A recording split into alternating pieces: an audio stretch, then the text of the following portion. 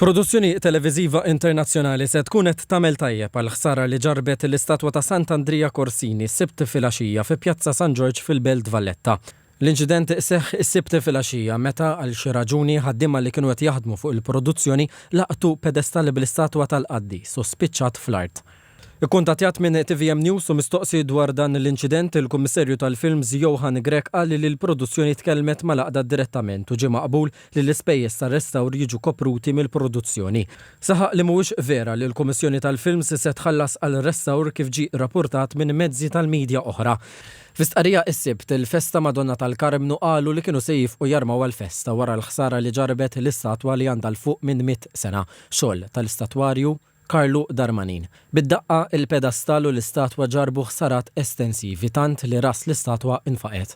Tkellimna ma' laqda Festa Madonna tal-Karmnu fejn ikkonfermaw illi ftit sigħat wara li ntlaqtet l-istatwa ġiet kumpanija professjonali li ġabret il-fdalijiet kollha u ttieħdet għandhom sabiex jibdew il-proċess ta' restawr.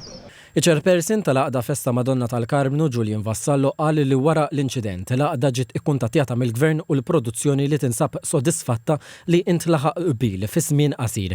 Sostna li dan mhux inċident iżolat, għalli bosta drabi jsibu l-armar bi ħsara minħabba vanijiet kbar ta' deliveries jew turisti li jmissuhom jew jistriħu magħhom.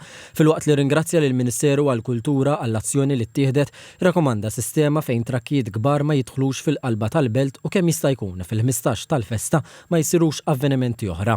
Ħabbar li l-qdiet tal-festi qed jiddiskutu li naqdu flimkien bilan li proteġu dak kollu li jsawwar il-festa Maltija.